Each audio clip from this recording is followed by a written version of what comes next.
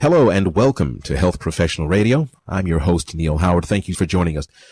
As parents, we often wonder, why do kids do what they do? What's going on in our children's minds? And as parents, we want to get into their inner world and find out exactly what makes them tick, thereby making us better parents. Our guest in studio today is Dr. Laurie Hollman, a psychoanalyst with specialized clinical training in infant, parent, child, adolescent, and adult psychotherapy with more than 30 years experience. Her brand new book entitled Unlocking Parental Intelligence, Finding Meaning in Your Child's Behavior. Welcome to Health Professional Radio, Dr. Hollman. Thank you so much for having me. Thank you. You've been with us before in other segments, and I'm happy that you've returned with us today to talk some more about your book, Unlocking Parental Intelligence. Talk about parental intelligence. Is it how intelligent you are as a parent? Are some of us more intelligent than others? Or are we even talking about that type of intelligence? It's a concept. It's a term, parental intelligence, that I coined to describe an approach to parenting. In the subtitle, Finding Meaning in Your Child's Behavior, that's really the definition of parental intelligence. Okay, so when we're talking about finding meaning, sometimes a temper tantrum isn't just a temper tantrum. There are messages in the child's behavior?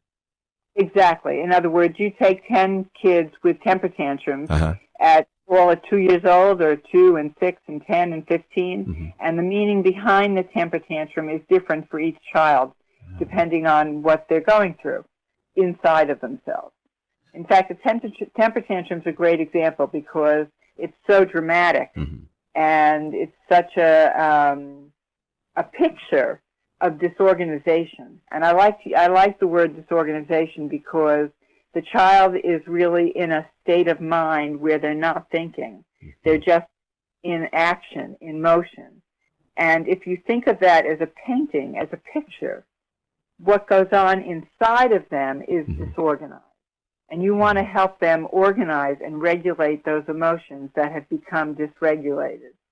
Does that make sense? It makes sense. There's an aspect of, I guess, better communication skills that you're trying to not only impart on the child, but begin to implement in your own communication with the child. Is that correct? That's right. I mean, parents, when they see a temper tantrum, they're at a loss of what to do, and that's a hint. The child is also at a loss of what to do. They're just out of whack, totally out of whack. And so the simplest thing to do with a temper tantrum is to say, gee, what's the matter? And parents don't think of saying that. Instead, they think of go to your room. They start yelling at the child, and it all escalates. Instead, what I want them to do is slow the whole atmosphere down. Talk quietly to the child. If the child accepts touching, hug the child. So, in other words, you become the soothing agent because the child doesn't have at that moment an ability to soothe themselves. You want to transmit that to them. You want to give that to them. You become the external soother for their internal disorganization. Now, you've got at least 30 years of experience in psychotherapy. Talk about how unlocking parental intelligence, finding meaning in your child's behavior, allows us to implement, I guess, not a one-size-fits-all, but some steps that are easily implemented no matter what your child may be going through when it comes to paying attention to their behavior. Yes. Well, I've created 5 steps. That was my goal, really, to hone down what I do in a way that could give this parent tools. So I came up with 5 steps that you can follow, and one flows into the other. Once you do step 1, you naturally want to do step 2. They kind of work together till you get to a solution to the problem. Well, we're all about educating those folks that are going to be implementing these concepts. So let's talk about step number 1.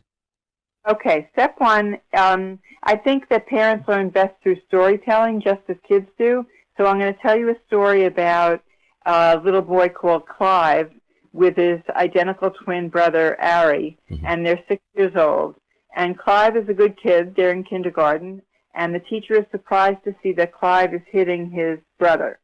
She talks to him. He apologizes very politely, but he continues hitting. And his brother, by the way, they really are close brothers, and his brother doesn't retaliate. He's confused, he doesn't understand, but he doesn't do anything back.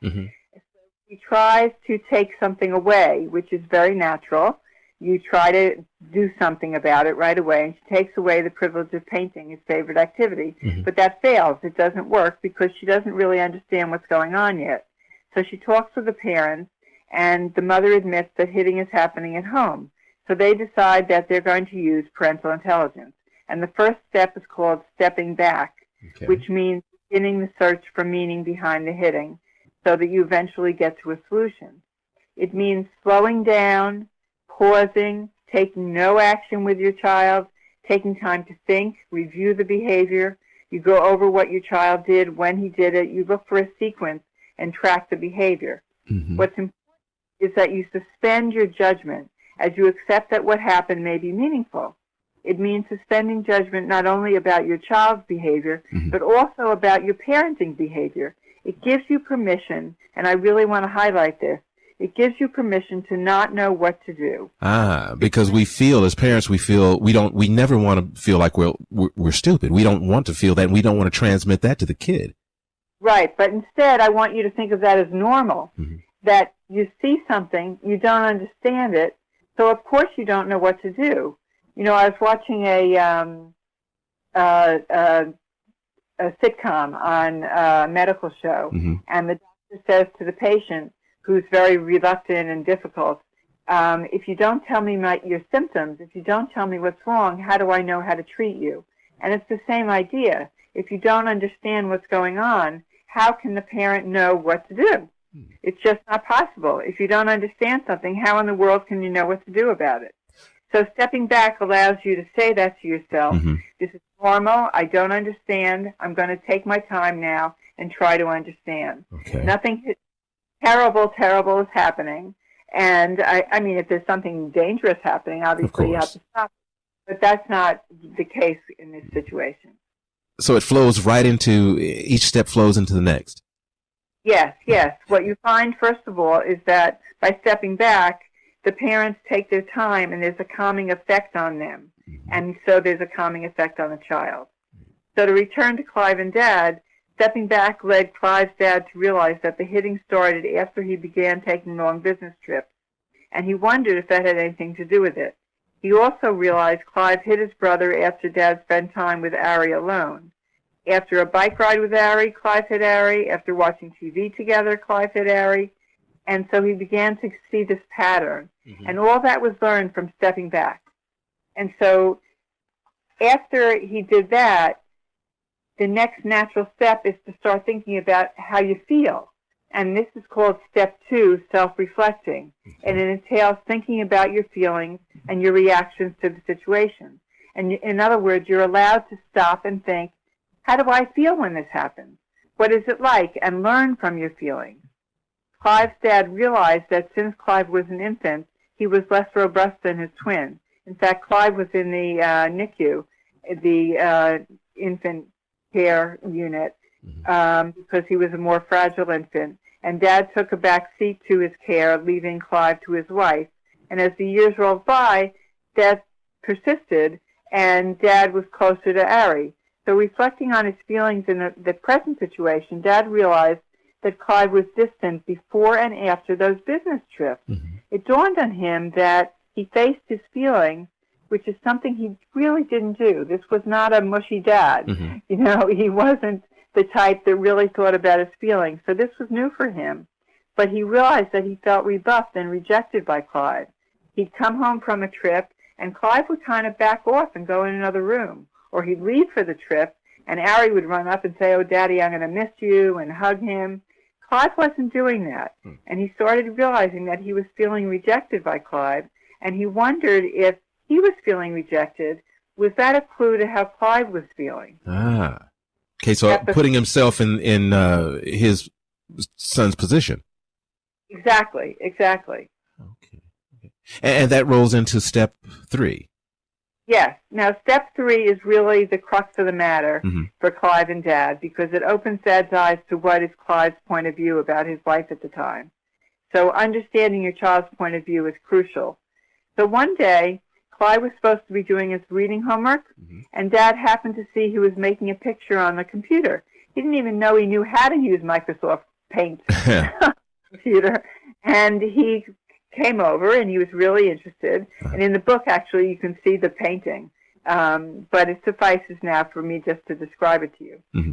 So Dad saw the picture on the computer, and he said to him, "Can I take a peek at your painting?" Clive shut the computer, and he says, "I can't show you. You'll be mad at me." Dad says, "I don't get mad at you. I promise I won't be mad about a painting." Mm-hmm. And Clive shows him the picture with hesitancy, but he trusts him, and he does. And Dad says, "I see you, and I see me.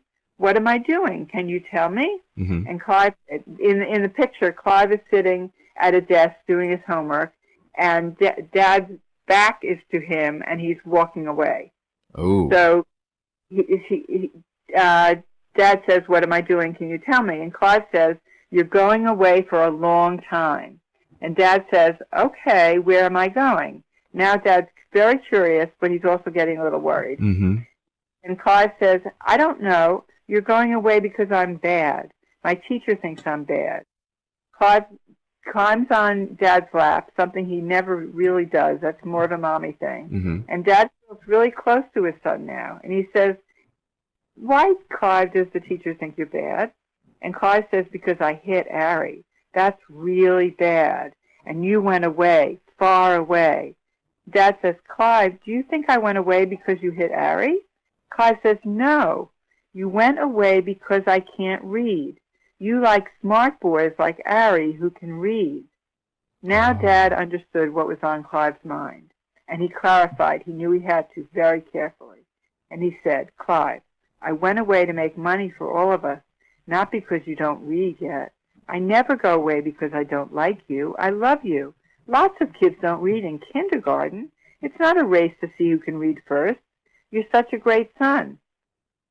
So in this vignette, you can see that Clive had very convoluted 6-year-old thinking about why his father went away. He didn't understand. And his father's job was really to help him understand why he went away and to clarify what was going on. So now he knows Clive's point of view.